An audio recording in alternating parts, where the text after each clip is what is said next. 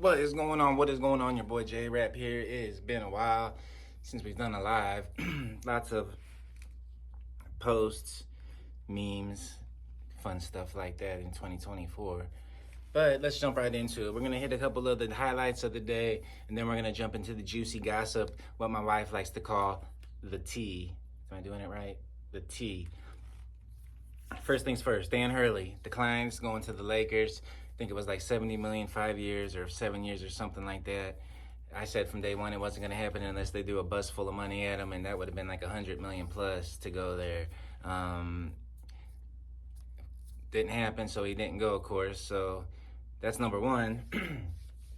Number two, big release. Series 2 comes out this week. Series 2 is usually a pretty bland, blah product. Every now and then it has a few hot rookies in it. I think this one actually has a few good rookies in it. Maybe better than the Tatis, Alonso, no number Vlad from a few years back. Most people probably don't remember, but I think this one has some good rookies in it. I think they threw a money grab in there to keep the prices up, which sucks for all the baseball collectors because they got a Wemby auto in there and CJ Stroud. That's football and basketball, the two rookie of the years. So that's going to drive the price up because you're going to have these other collectors jumping in to get it now. Smart move by Michael Rubin, but he's not thinking about the collector. So, he's never thinking about the collector, just like he's not thinking about the hobby shops when he cut all them out, or, Topps and Fanatics when he went behind their backs and got the deals or whatever, and now they own Topps, of course.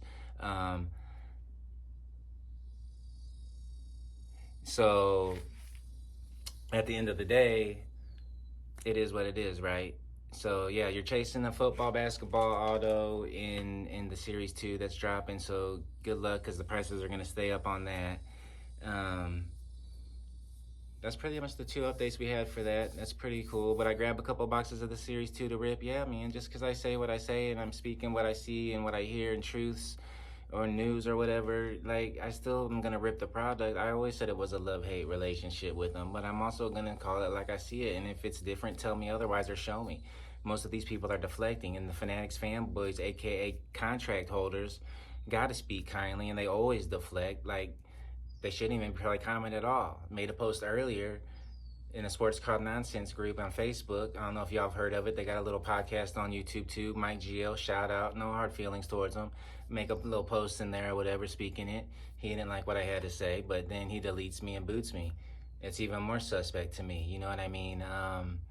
When you do stuff like that, that seems even more suspect. I've been in the game for a long time, and then his little minions or admins come on, and I'm still able to see what's going on in the page because I'm still my personal page or whatever. I could see it, and I'm in there, and then one of his little admins says, "I bet he won't come on the podcast and say what he's saying in here." And yeah, I right now, challenge accepted.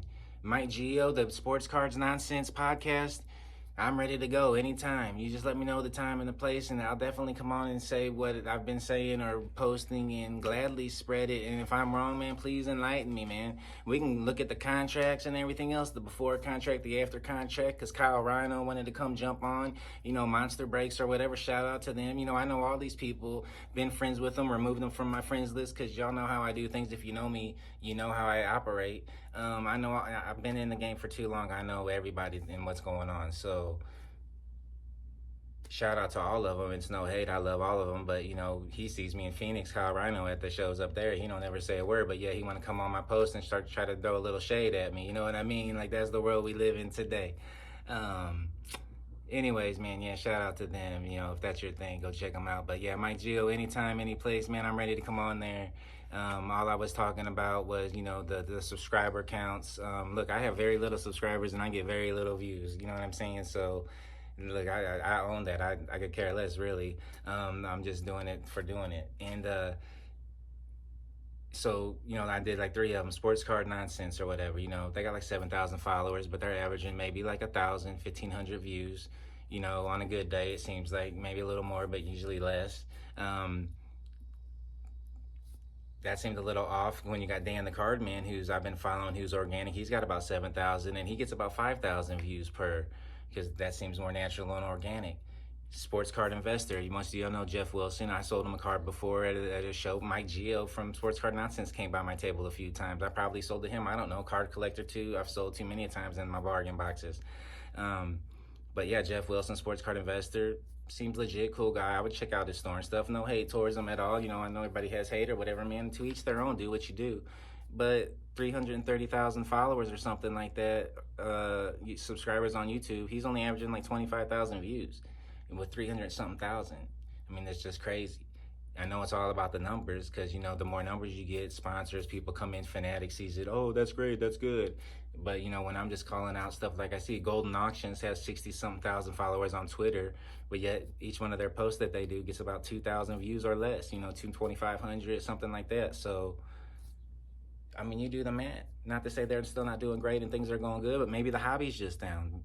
Maybe that was all during a different time, and maybe none of these people are watching no more. They just haven't unsubscribed. I mean, there could be different things to it.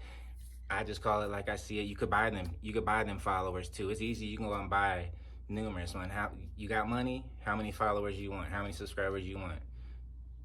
The real proof is going to show when it comes to the views on the videos and stuff like that. Monster Breaks wanted to say something about my page getting engagement. He's got over 6,000 followers on him. His I got 1,500, and we get the same amount of engagement. And I haven't even been active at all lately because of my injury. So it is what it is. I still love every one of them. I would love to go on anybody's podcast or show or anything like that and explain why I feel the way that I feel. And I still love each and every one of them. Looking forward for Series 2 coming out. Might try to grab 1 box or 2 boxes. Other than that, it's going to suck. But, you know, I'll take a Wemby or a Stroud auto. It's kind of crazy that they're putting them in there, but, you know, I'll take one. Shoot. Marketing genius, right? Until next time, my friends, stay blessed.